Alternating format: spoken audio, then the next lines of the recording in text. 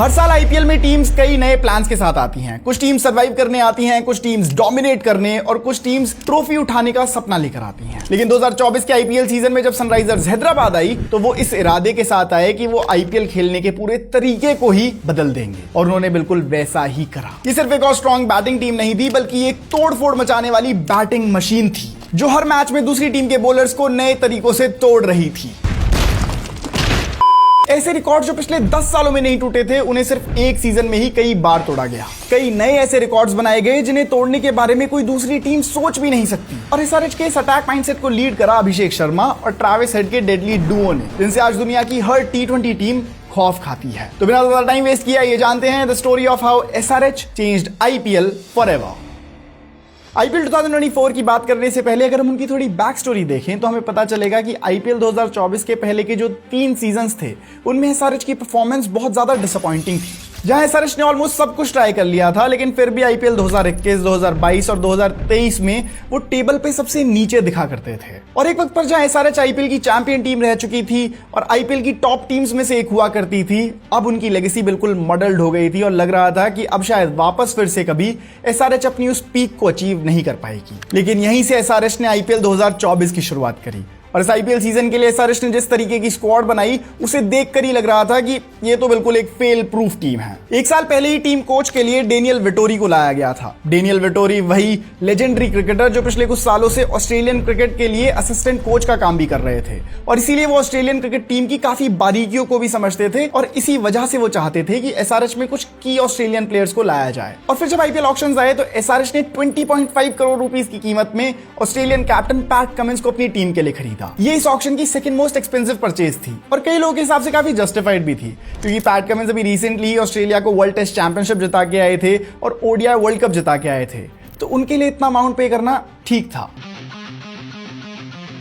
लेकिन दूसरी तरफ उनकी टी20 कैप्टनसी को लेकर एक बड़ा क्वेश्चन भी था, क्योंकि अभी तक उन्होंने किसी भी टी20 टीम की कैप्टनसी नहीं करी थी। ओडीआई और टेस्ट में तो वो बहुत अच्छे कैप्टन थे, लेकिन टी20 कैप्टनसी में वो कैसा परफॉर्म करेंगे ये अब भी एक बड़ा सवाल था। बट वेल ओ वेल, इस सवाल का जवाब तो हमें इस वीडियो में आगे मिल ही जाएगा। इस ऑक्शन में एसआरएच ने एक और ऑस्ट्रेलियन प्लेयर को अपनी टीम के लिए खरीदा जो थे 6.8 करोड़ रुपीस की कीमत में ट्रेविस हेड, और वो भी इस टाइम पर तगड़ी फॉर्म में चल रहे थे।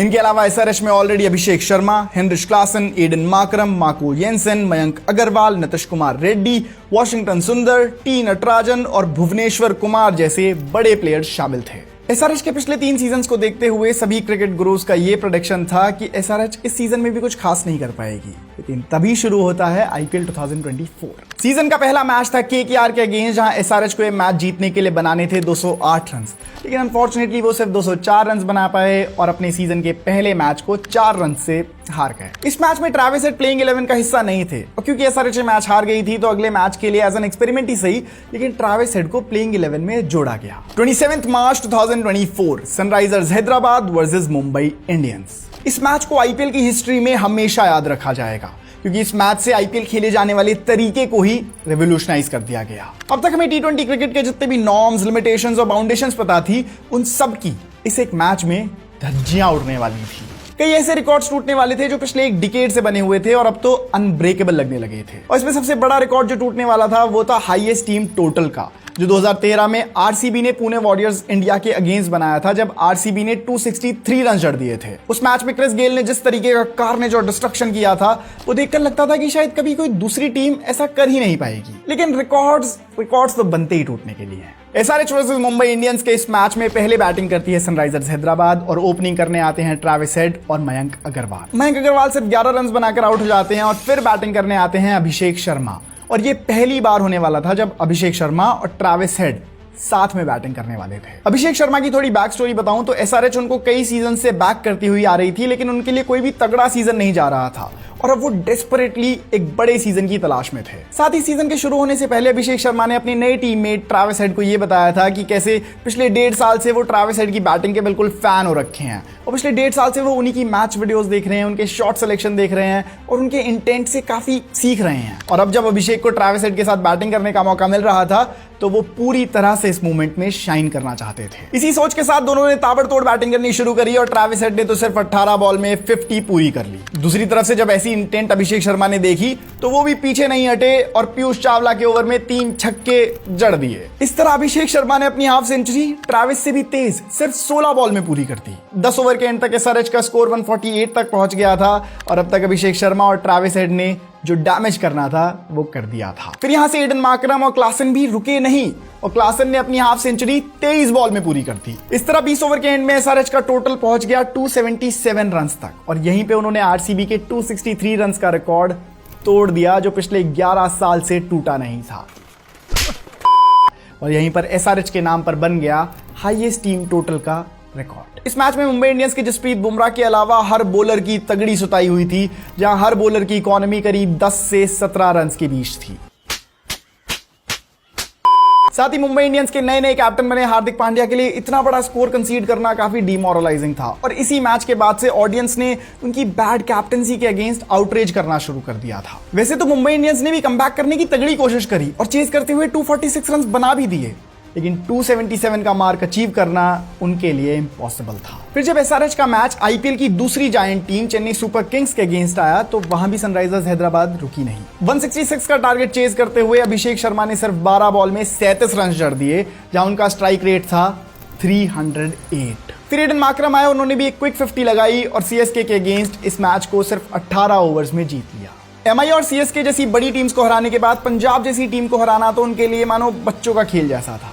लेकिन पंजाब किंग्स के अगेंस्ट इस मैच में एक बड़ी इंटरेस्टिंग चीज दिखी। जब अर्ली ऑन अभिषेक, ट्रेविस और मार्करम एक इंपैक्टफुल इनिंग खेलने में फेल हो गए तो टीम का जिम्मा संभाला सरप्राइज पैकेज नीतीश कुमार रेड्डी ने और उन्होंने भी इस मैच में 64 रन जड़ दिए और नीतीश कुमार रेड्डी ने अपनी इंपैक्टफुल नॉक से एसआरएच को ये मैच जिता दिया। मतलब तो ऐसा हो रहा था कि बैटिंग लाइनअप में इतनी ज्यादा डेप्थ थी कि कोई ना कोई बैटर आकर एसआरएच को मैच जिता ही दे रहा था। देखो एक्चुअली अब भी कुछ लोगों को लग रहा था कि एसआरएच ने जो रन बनाए हैं वो एक तुक्के में बनाए हैं, क्योंकि अभिषेक शर्मा और ट्रेविस हेड ये तो लप्पेबाज बैटर्स हैं, स्लॉगर्स हैं, बस बैट घुमाते हैं। मतलब इनके लिए तो ऐसा कह सकते हैं कि चले तो चांद तक, ना चले तो शाम तक। लेकिन अब जो अगले 2 मैचेस आए उसमें अभिषेक शर्मा और ट्रेविस हेड ने सबको ये बताया कि हम जो करते हैं वो सिर्फ एक तुक्का नहीं, वो सिर्फ लपेटना या स्लॉगिंग नहीं, बल्कि एक वेल डिफाइंड मेथड है जिसको हम मैच दर मैच एग्जीक्यूट भी कर सकते हैं। अभी कुछ दिन पहले तो मुंबई इंडियंस के अगेंस्ट 277 रन मारकर उन्होंने हाईएस्ट टीम टोटल का रिकॉर्ड अपने नाम किया था, लेकिन जब आरसीबी के अगेंस्ट मैच आया तो उन्होंने अपने ही रिकॉर्ड को तोड़कर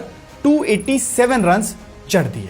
सबसे बड़ी नॉक आई ट्रेविस हेड के बैट से, जिन्होंने फाइनली इस मैच में सेंचुरी ही मार दी और फिर क्लासन की हाफ सेंचुरी और अब्दुल समद के सिर्फ 10 बॉल में 37 ने बिना ज्यादा टाइम लगाए 287 का टोटल खड़ा कर दिया। एमआई, सीएसके और अब आरसीबी आईपीएल की तीनों जायंट टीम्स को धूल चटा दी थी। धूल चटवा देंगे धूल। एसआरएच के ट्रेविस हेड और अभिषेक शर्मा की इंटेंट ने। आरसीबी ने अपना जवाब देने की पूरी कोशिश करी और चेज करते हुए 262 रन भी बना दिए, लेकिन 287 चेज कर पाना ये तो पॉसिबल ही नहीं था।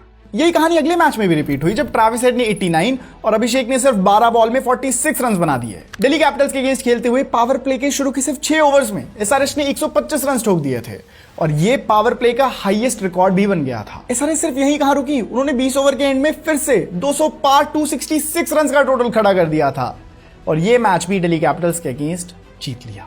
ये सब ओपोनेंट टीम्स के लिए कोई कम भयानक नहीं था, लेकिन लखनऊ सुपर जायंट्स का मैच जब एसआरएच के अगेंस्ट आया तो एसआरएच ने उन्हें ऐसा तोड़ा, ऐसा धोया कि लखनऊ सुपर जायंट्स की पूरी तकदीर ही बदल गई। इस मैच में एलएसजी के साथ इतना टॉर्चर हुआ कि उसके बाद आज एलएसजी बिल्कुल अलग हो गई है। उनकी केमिस्ट्री, कंपोजिशन, स्ट्रक्चर सब कुछ बदल गया है और इसीलिए मैं कह रहा हूं कि एसआरएच ने दूसरी टीम्स को सिर्फ हराया नहीं, एसआरएच ने दूसरी टीम्स को तोड़ दिया। जब एलएसजी ने बैटिंग में पूरी मेहनत करने के बाद एसआरएच को 166 का टारगेट दिया तो एसआरएच ने टारगेट चेज कर लिया।